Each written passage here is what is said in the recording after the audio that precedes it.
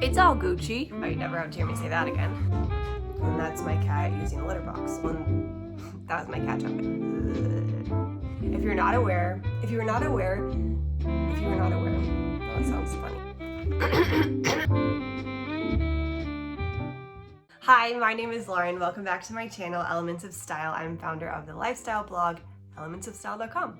Today, I'm going to be reviewing the Gucci Dionysus bag. Let's get started. Before I go into the actual bag, I actually want to talk a little bit about the history.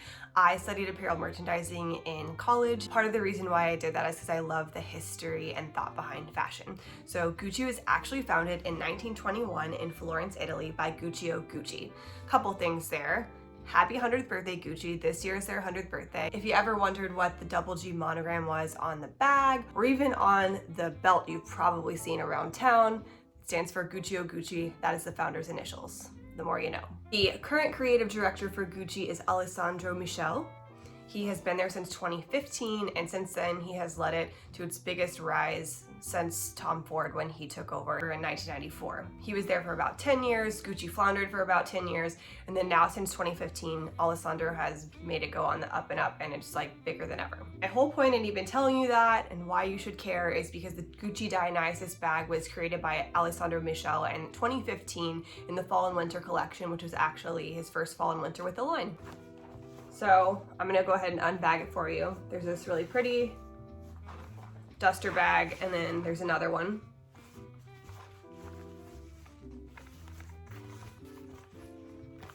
And here you go. I'll get into the shapes and sizes and styles in a minute, but this is the Dionysus mini leather chain bag in white. You know it's a Dionysus bag by this detailing here. It's upside down U-shaped with tigers right here. The only other Gucci labeling besides this, if you know what it is on the back. I don't think you can even see it, but there's like an embossed Gucci right here, and that's the only Gucci labeling on this bag.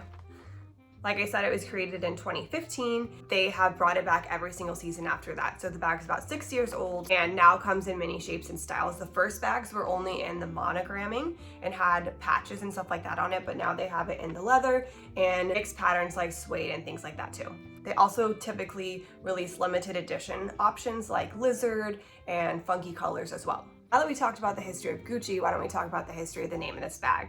It's called the Dionysus, and Dionysus is the Greek god of fertility, agriculture, wine, and a lot of other things. The closure, although it seems very Gucci because of the double tiger head right here, is actually also a nod to Dionysus because it said that Zeus gave Dionysus a tiger to ride across the Tigris River on, so that's what they were going for on this clasp.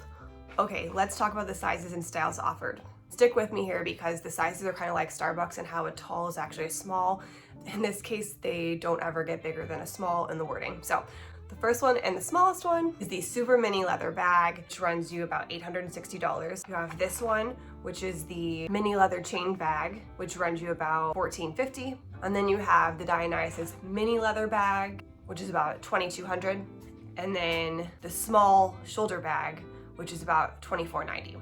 It goes mini, mini, mini, then small, which doesn't really make sense, but that's what it is. If you really like this style, they also make a belt buckle out of this, and they also have a little card wallet. Backstory on this bag is my husband gave this to me for my birthday last August 2020. He actually bought me the super mini leather bag, which I ended up exchanging because my phone wouldn't even fit in it.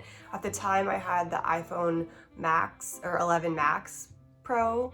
I forget how they name them these days, and my phone wouldn't even fit in it. So we ended up taking it to exchange. I'll show it to you here. It was really sweet and I wasn't expecting it. It was kind of a nod to our dog because we have a Great Dane named Dionysus. We call him Dino.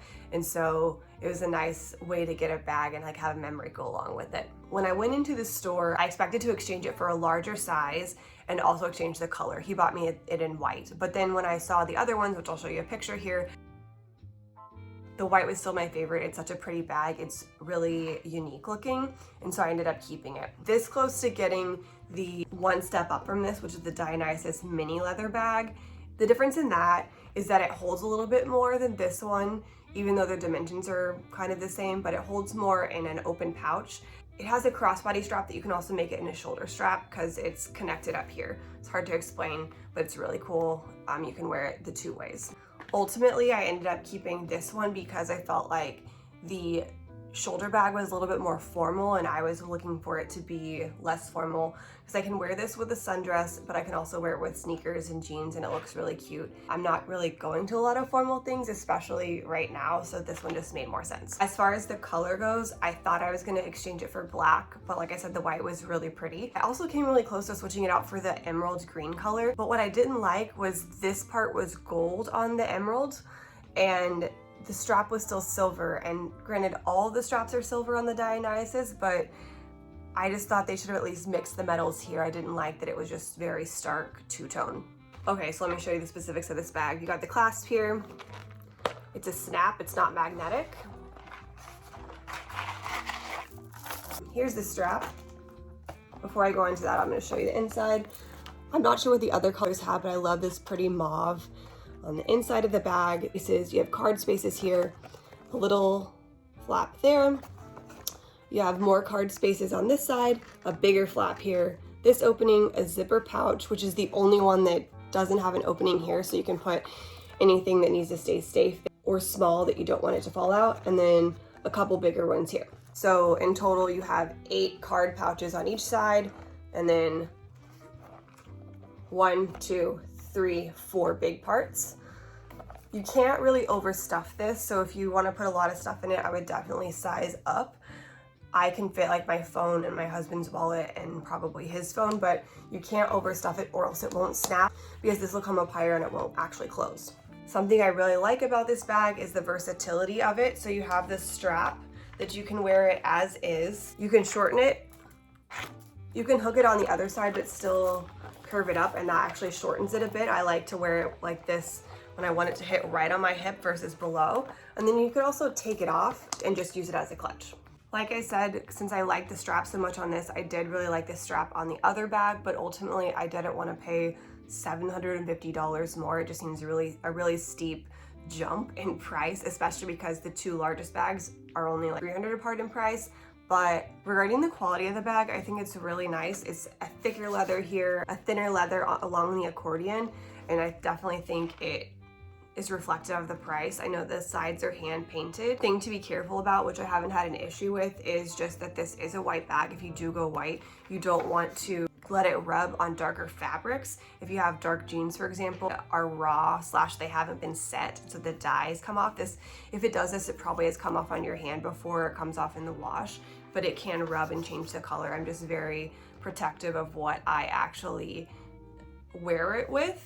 Just something to be aware of. Something to note about this compared to the other ones besides price is that it's the only one that has a slanted V-shaped here, and that's it. The other ones have an extra lining that's actually really cute along this flap here.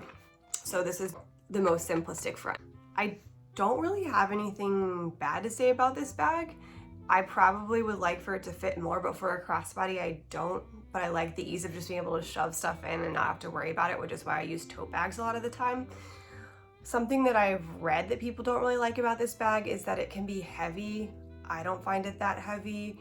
The chain is the heaviest part, and I want that to be heavy because I want it to be sturdy since it's carrying everything of mine in it. This one weighs 0.4 kilograms and the largest bag weighs 0.6 kilograms, which I guess can be a lot depending on what kind of purse you use, but something to note if weight is important to you. Overall, I really like this bag and I would recommend it because I like that it's Gucci, but doesn't just scream Gucci like the quilted marmot bags, and you really only know it's Gucci if you know. I also really like that it's by the current creative director while he's in this role, so it's still relevant. It will become a classic if it has not already. Like I mentioned, the smooth leather options are my favorite, but if I was gonna go for a classic monogram look, because that is how the bag started, I would go for the black with the suede detailing under it and the smooth black leather on the side. It actually is a really pretty bag. I think it is a pretty practical crossbody in the designer realm and would recommend it. I love that it's perfect for a date night or a night out on the town, but I can also just wear it with my jean shorts and sneakers and call it a day.